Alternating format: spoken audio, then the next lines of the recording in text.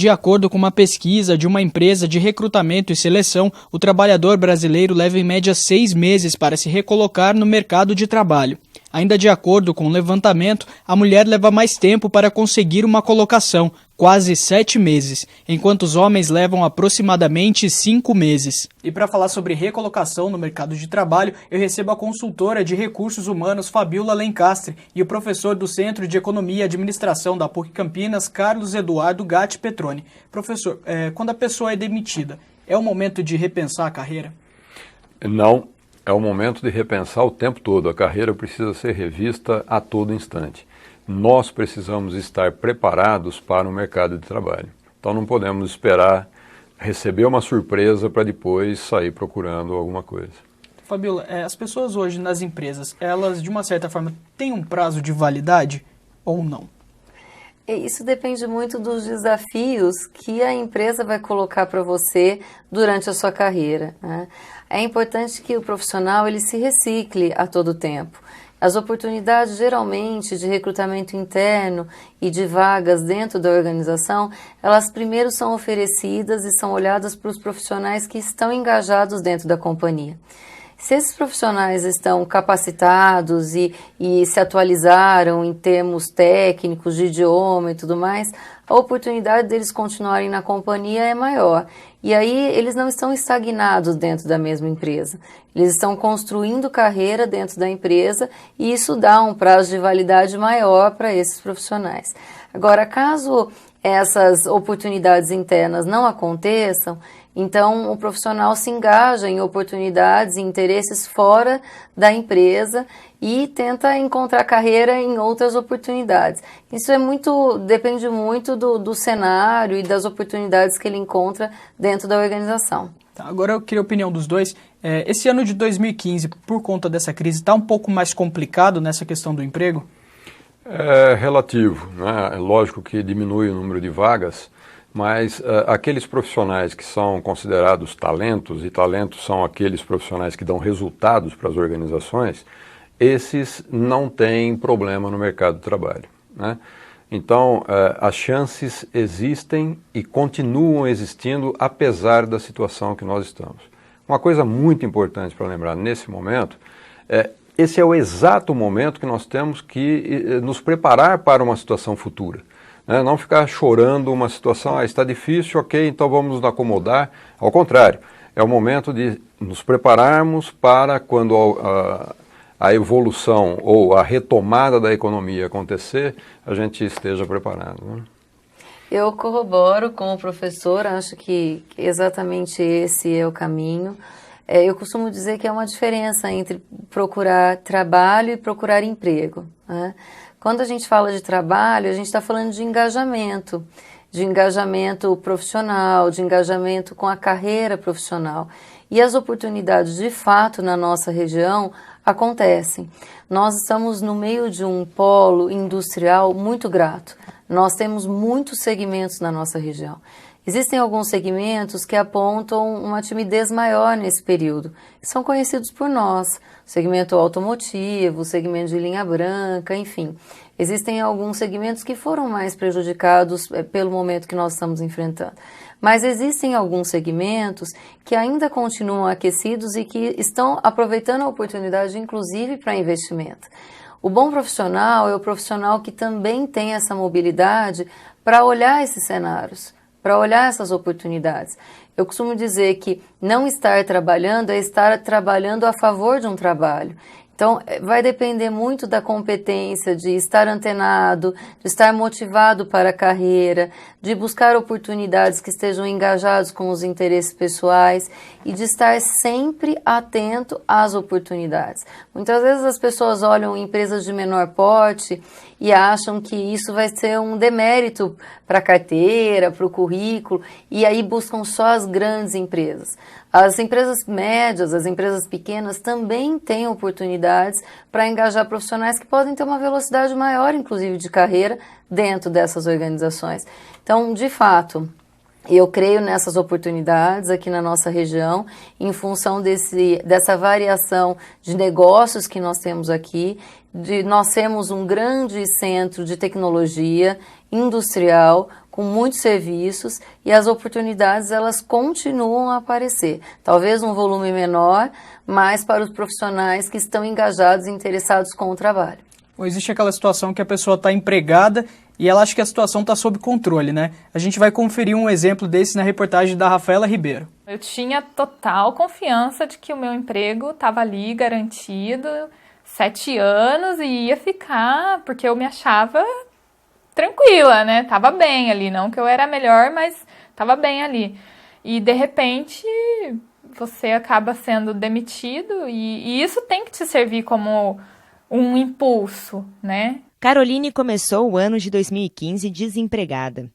Passado o período de angústia diante da situação, agora ela se concentra na busca de uma nova oportunidade. O primeiro impacto foi bem difícil, né? Você fica perdida, você não sabe para onde recorrer, né? Comecei a mandar currículo que nem uma doida, mas de repente eu parei e pensei, falei, não, vou ter que me especializar, vou ter que melhorar o meu currículo, e foi a partir daí que eu comecei a procurar outras possibilidades, né? Analisando os requisitos solicitados nas vagas de emprego que encontrava, ela percebeu a importância de se reciclar. Voltou a estudar inglês por conta própria e pretende fazer uma nova especialização. Eu acho que toda experiência na vida é válida e essa também é. Então, me motivou sim a buscar novos recursos para alcançar um novo emprego. Não sei se melhor ou não, mas um novo emprego, né? Me recolocar no mercado de trabalho. Uma recolocação que, na opinião de Caroline, infelizmente não depende apenas de um bom currículo. O que eu percebo é que assim, sei lá, alguém te conhece, então fica mais fácil, né? E aí, a partir do momento que ninguém te conhece e só pelo seu currículo ali, eles talvez não, sabe, assim, não vão te dar o valor que você tem.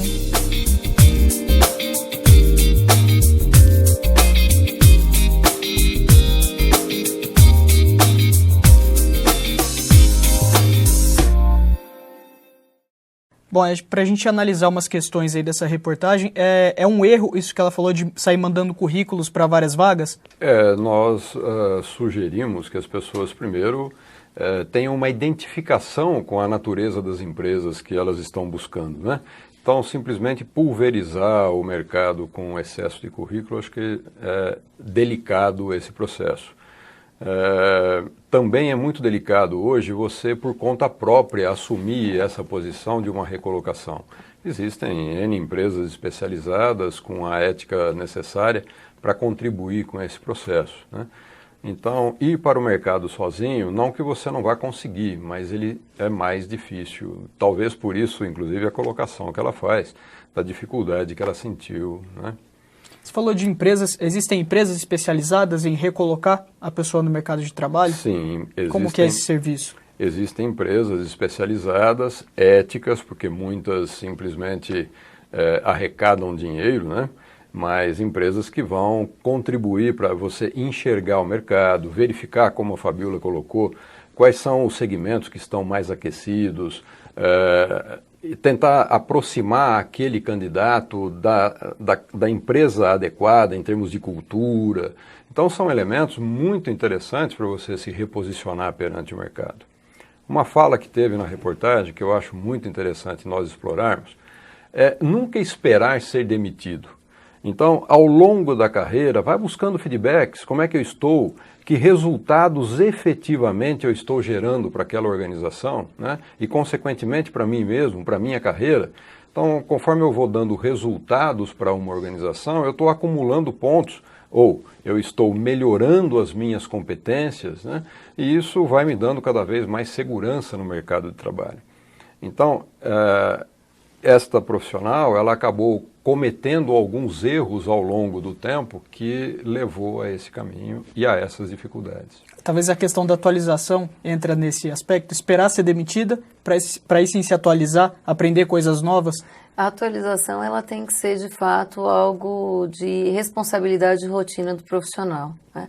Até porque a própria empresa que nós estamos engajados, ela tem essa perspectiva, que a gente possa fazer um autogerenciamento de carreira e olhar para o desenvolvimento a médio e longo prazo, né?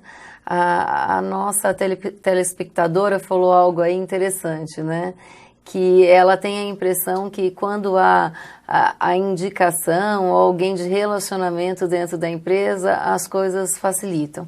Eu acho que isso foi um mito que durante muitos anos nós escutamos, assistimos, não que isso não ocorra nos dias atuais, eu acho que eventualmente podem haver indicações de profissionais que já estejam no nosso rol de relacionamento, que nós já tenhamos trabalhado e que a gente possa recomendar para as empresas. Mas essa não pode ser uma via única escapatória dessa responsabilidade de colocar a mão na massa e buscar uma oportunidade de trabalho. Os currículos hoje, eles têm valia sim, né? Nós temos sites, databases de inscrição de currículo que têm acesso nacional. As consultorias, elas também têm o site de inscrição de currículo, bem como as empresas.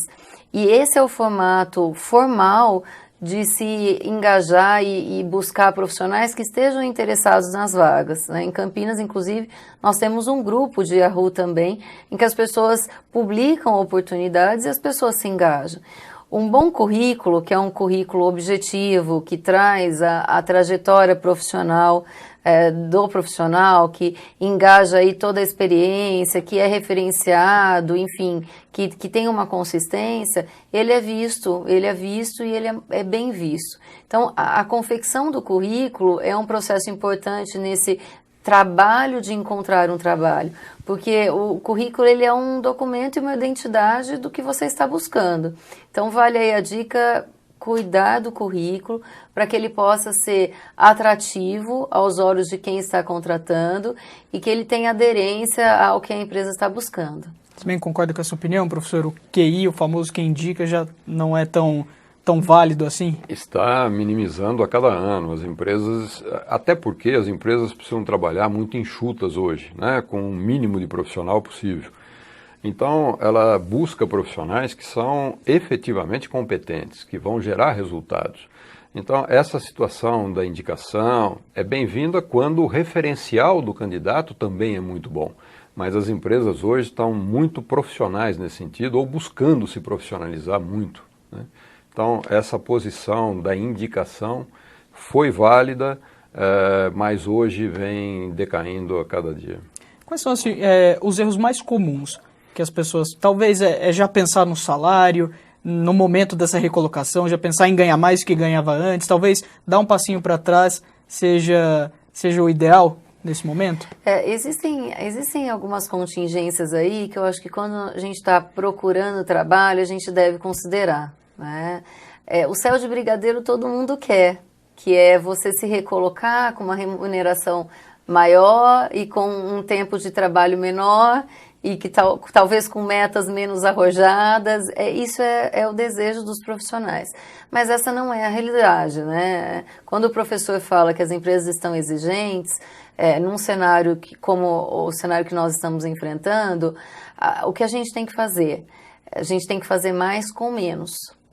Nós estamos buscando profissionais que estejam engajados nas atividades, que sejam autogerenciáveis, que assumam essas responsabilidades efetivamente, olhando para resultados e muitas vezes com um salário um pouquinho menor do que era a prática. Lógico que nós não estamos sugerindo que a pessoa se rebaixe, não é essa a questão, mas a gente sugere que a pessoa olhe para o pacote das oportunidades, porque às vezes você se engaja numa oportunidade com um salário menos arrojado, mas você tem um pacote de benefícios interessantes, você tem uma oportunidade de carreira maior, você tem a oportunidade de fato mostrar e ter uma expressão dentro da empresa e mostrar o seu trabalho e tudo mais.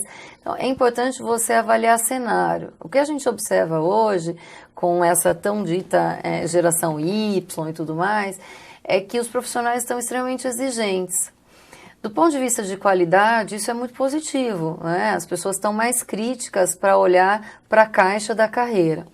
Mas do ponto de vista dinâmico da carreira, a gente percebe também que tem o lado da adequação à cultura, aos valores da empresa e às exigências da empresa. Os negócios hoje eles são extremamente exigentes com relação às rápidas entregas, às pressões para as entregas, né, as metas arrojadas e tudo mais. Então, eu diria que você avaliar esse contexto de uma maneira mais generalizada aumenta a sua possibilidade de engajamento. As pessoas têm que estar mais disponíveis para o trabalho, professor? Disponíveis para o trabalho e com vontade de crescer, com energia, né? A gente costuma brincar em processos seletivos que as empresas querem candidatos que têm brilho no olho.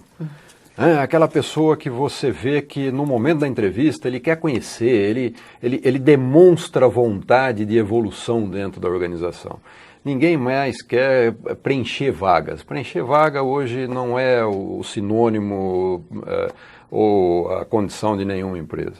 Contratar profissionais que possam efetivamente se engajar no negócio. Quando a Fabíola fala em engajamento, nós estamos falando em criar um vínculo, um contrato psicológico. Não só o contrato de emprego que você assina, bom, então eu cumpro a minha carga horária, eu faço isso, faço o que me mandam, ao contrário. Aquela pessoa que faz mais, que tem iniciativa, que busca, que está disponível, usando a sua palavra aí, né? Mas disponível para estar inteiro na relação de trabalho. Isso é muito importante. E é mais fácil um jovem estar inteiro para o trabalho ou uma pessoa mais velha? Existe um pouco dessa dificuldade? Eu acho que daí não é o que vai justificar não é a questão da idade, mas dessa energia para o trabalho, né? A gente encontra profissionais seniors e que são um pouco mais velhos, que têm muita energia para o trabalho e que se engajam facilmente às metas arrojadas, às jornadas longas e que se adesivam com a empresa, como o professor falou, que vestem a camisa, né? E existem jovens que também têm esse perfil voltado para a questão desse resultado. Eu acho que esse estigma da geração Y, de alguma forma, tem que cair, porque a gente vê muitos cases em que os jovens também estão bem empenhados e começam a carreira como estagiários e tudo mais. Nós estamos falando de características do que se chama aí no mercado de high potentials, que são os altos potenciais, né? Que são pessoas que em meio às diversidades, em meio às dificuldades do dia a dia, encontram a oportunidade de ser diferentes, fazem isso com bom humor, se engajam, ensinam o time, motivam o time, encontram saídas e rotas e tiram os nãos da frente. Esse é um perfil dos sonhos e é isso que as empresas estão buscando. E como fazer para chegar nesse perfil, professor? Ou é nessas empresas de consultoria, ou vai da pessoa mesmo entender que o momento é esse? Olha, Alessandra, a coisa muito importante é nós nos conhecermos. O autoconhecimento ele é fundamental. Então eu preciso saber qual é o meu potencial. Eu gosto muito de usar uma expressão que é o que te faz feliz fazendo. Então, você procurar se conhecer com profundidade e aí buscar se desenvolver em todos esses aspectos que você passa a visualizar como um gap em relação àquilo que o mercado está esperando. Então, nós não podemos ficar esperando que alguém fale para a gente o que fazer. Nós precisamos ir atrás. O que me faz feliz fazendo? Com isso, o que vai acontecer? Eu vou colocar toda a energia a favor do meu desenvolvimento e a favor daquele local em que eu estiver, para o qual eu estiver prestando serviço. Então, essa é a lógica do processo. Não esperar que ninguém de fora fale, olha, precisa fazer um curso de inglês, precisa fazer isso, fazer aquilo.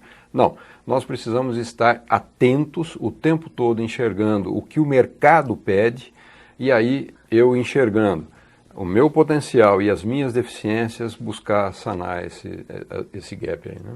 Vou chamar mais uma reportagem da Rafaela Ribeiro e é um exemplo, um questionamento muito interessante. Vamos conferir. Após o nascimento de Lorenzo, Mariana voltou a trabalhar.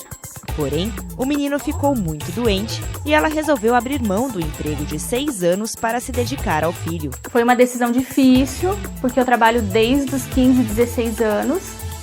mas pensando no bem-estar do meu filho, foi a melhor opção que eu fiz, foi a melhor escolha. São 2 anos exercendo apenas a profissão de ser mãe. Mas a falta de ter uma rotina fez com que a publicitária voltasse a buscar uma recolocação no mercado de trabalho. Desde o ano passado, ela dedica boa parte do tempo à procura de oportunidades. Estou encontrando muita dificuldade, eles pedem muito, a língua estrangeira,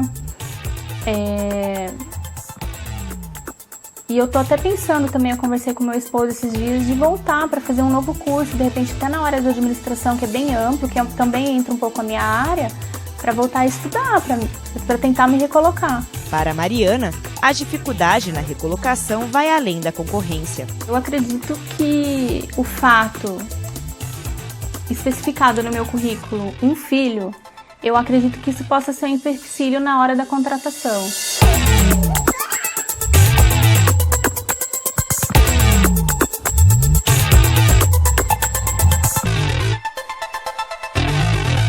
Bom, ela fala sobre essa questão de ser mãe.